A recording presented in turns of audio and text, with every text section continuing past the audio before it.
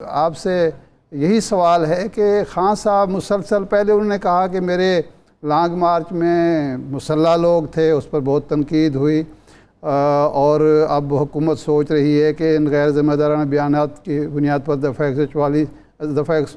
124 کے تحت ان پر مقدمہ بھی دائر کر دیا جائے۔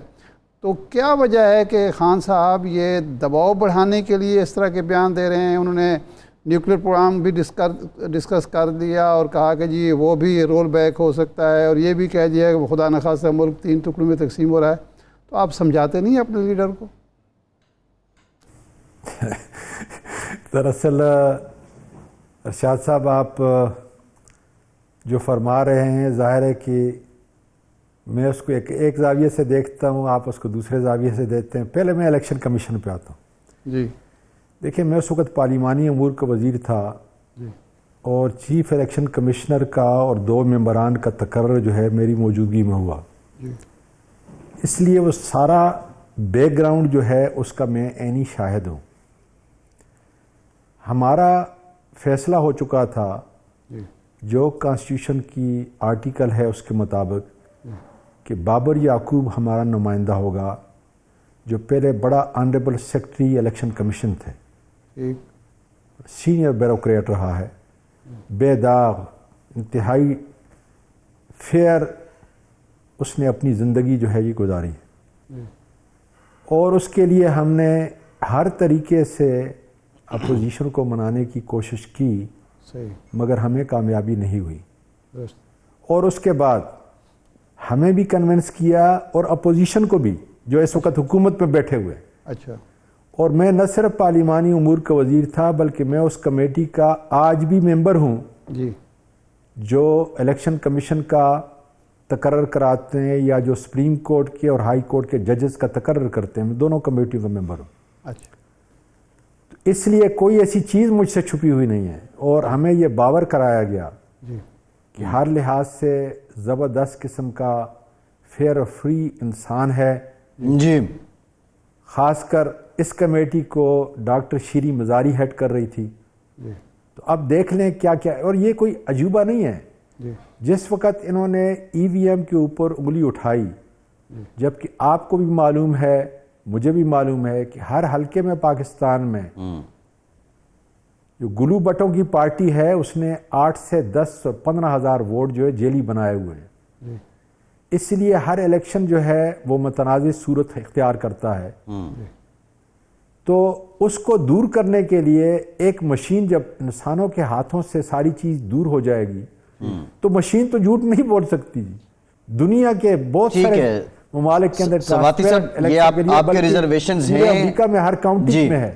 سواتی صاحب، یہ آپ کے ریزرویشنز ہیں الیکشن کمیشن پہ، گاہے بگاہے اس پہ آپ نے بات بھی دیکھتے کی۔ جائیں گے آپ۔ ہم سواتی صاحب جاننا چاہ رہے ہیں، جو خان صاحب کی سٹیٹمنٹ ہے، خان صاحب کا یہ غیر محتاط رویہ کیوں ہے؟ نہیں قطعا نہیں، آپ ذرا ایک منٹ میں عباس صاحب آتا ہوں۔ تو اس لیے اب ڈی لمیٹیشن جو کرائی جا رہی ہے اس کے ضمن کے اندر بھی، اور آپ بہت سارا ہے، اس کو کہتے ہیں پری پور ریگنگ۔ تو پری پور ریگنگ جو ہے ایک تو اس دن ہوگی، اور اس سے پہلے، کیونکہ انہوں نے اپنا امپائر جو ہے ایک متنازع چیف الیکشن کمشنر کی صورت کے اندر جو ہے کھڑا کر دیا ہے۔ تو آگے دیکھیں ہوتا ہے کیا۔ اب میں دوسرے سوال کی طرف آتا ہوں۔ آج ایڈجرمنٹ موشن کے اوپر آپ نے دیکھا کہ حکومت لے کے آئی، اور ان کو بیک فٹ پہ جانا پڑا، اس لیے کہ ایک سازش کے تحت، بیرونی سازش کے تحت اس امپورٹڈ حکومت کو جس طریقے سے بنایا گیا ہے، پاکستان کا بچہ جو ہے اس کو جانتا ہے۔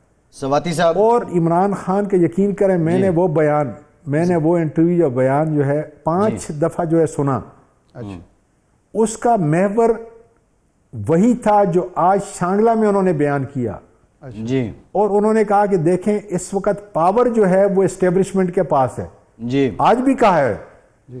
اور میں ان کو کہتا ہوں کہ اس کو، جیسے رشیا جو ہے میلٹ ڈاؤن ہوا اکنامکلی اور ٹوٹا، اس نے کہا خدا کا واسطہ ہے، دیکھیں جو پاکستان کا وزیر اعظم جب وزیر اعظم تھا اس وقت بھی یہ بات کرتا تھا، اور اس نے جب وزیر اعظم نہیں تھا تو آپ دیکھیں کہ سیالکوٹ کے اندر اس نے کیا بات کی، اس نے کہا میری ذات سے زیادہ پاکستان فوج کے لیے فوج زیادہ اہمیت رکھتی ہے، میں کم اہمیت رکھتا ہوں، میں اگر نہیں بھی ہوں تو میری مضبوط فوج جو ہے جی، اور فوج یہ دیکھیں کتنی بڑی قربانی دی ہے۔ میں نے آج اپنی تقریر میں کہا ہے کہ پچھلے بجٹ میں انہوں نے اپنے اس فنڈز کو، اپنے اس بجٹ کو منجمد کر دیا۔ اس سے بڑھ کے کیا قربانی ہو سکتی تھی کہ آپ دیکھیں کہ ڈی ویلیو جو ہے کتنا بڑا پیسہ ہوا ہے، اور اس کے باوجود اس کے مقابلے میں ہمارا مقابلہ جو ایک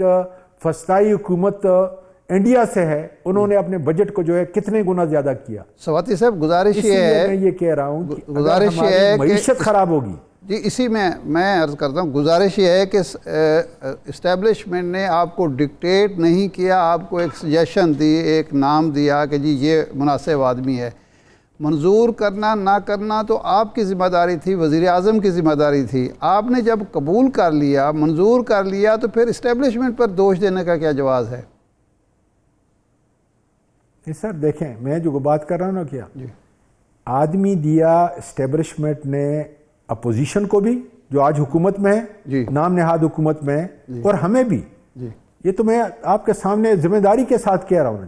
نہیں ہم تو مان رہے ہیں نا، مطلب میرا بھی کوئی جو جی، تو اس لیے میں یہ کہہ رہا ہوں کہ ہم نے ان کی گارنٹی کے اوپر جو ہے ایک آدمی، ورنہ ہر آدمی نے، خاص کر شری مزاری نے اپنے طور پہ جو ہم بیٹھے 4 ممبران، تو ہم نے ڈسکس کیا یہ کون ہے، کہاں سے آیا ہے، کیا کیا اس نے کیا، یہ ساری چیزیں ڈسکس ہوئی۔ لیکن جب ملک کی اسٹیبلشمنٹ جو ہے آپ کو یہ باور کراتی ہے، تو پھر آپ، میرا یہ خیال ہے، اور کسی طرح بھی ہم ایک میڈیم گراؤنڈ کے اوپر جو ہے حکومت اور اپوزیشن نہیں آ رہے تھے، جو آئین کی جو آئین کی اسپرٹ ہے اس کے مطابق۔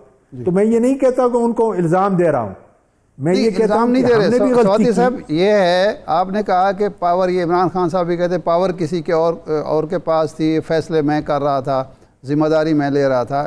یہ نواز شریف صاحب بھی کہتے ہیں، عزتداری صاحب بھی کہتے ہیں، یہ ساری باتیں سیاستدانوں کو اقتدار سے محروم ہونے کے بعد کیوں یاد آتی ہیں؟ اس وقت یہ اپنی قوم کو، پارلیمنٹ کو کیوں نہیں بتاتے کہ ہم بے اختیار لوگ ہیں، ہم صرف حکومت کے مزے لے رہے ہیں؟ نہیں دیکھیں، بے اختیاری کی تو بات انہوں نے بہرحال نہیں کی، ایسی کوئی بات نہیں ہے کہ بے اختیاری کی، لیکن یہ ہے کہ یہ آپ مانیں گے کہ آج سنی ہر وقت کے اندر جو ہے اسٹیبلشمنٹ کا ایک بہت بڑا رول ہے۔ جس وقت باجوہ صاحب جو ہے اس کی ایکسٹینشن ہو رہی تھی، اس وقت بھی میں پارلیمانی امور کا وزیر تھا، اور یہ سارے کام جو ہے لا منسٹر پارلیمانی امور کے ضمن کے اندر آتا ہے۔ جس طرح الیکشن کمیشن ہے، وہ چونکہ اٹانومس ہے، لیکن اس کے سارے حکومت سے معاملات جو ہیں وہ پارلیمانی امور کی وزارت جو ہے اس کو دیکھتی ہے۔ تو میں آپ سے یہ گزارش کر رہا ہوں کہ اسٹیبلشمنٹ کا ہر وقت ایک بہت بڑا رول رہا ہے۔ ہم صرف یہ دیکھ رہے ہیں کہ اگر اسٹیبلشمنٹ اتنی بااثر ہے، اس وقت اتنی طاقتور ہے، تو کیا اس کو اس وقت جو معاشی حالات ہونے جا رہے ہیں اس کی فکر ہونی چاہیے۔ مفتیٰ اسماعیل نے، میں نے اس کا انٹرویو سنا ہے، وہ یہ کہہ رہا ہے کہ اگر ہمیں 45 روپے پہ، یعنی 30% کم پہ اگر ہمیں رشیا سے تیل ملتا ہے، تو چونکہ سینکشن ہے اس کے اوپر، اس لیے ہم تیل نہیں خرید سکتے۔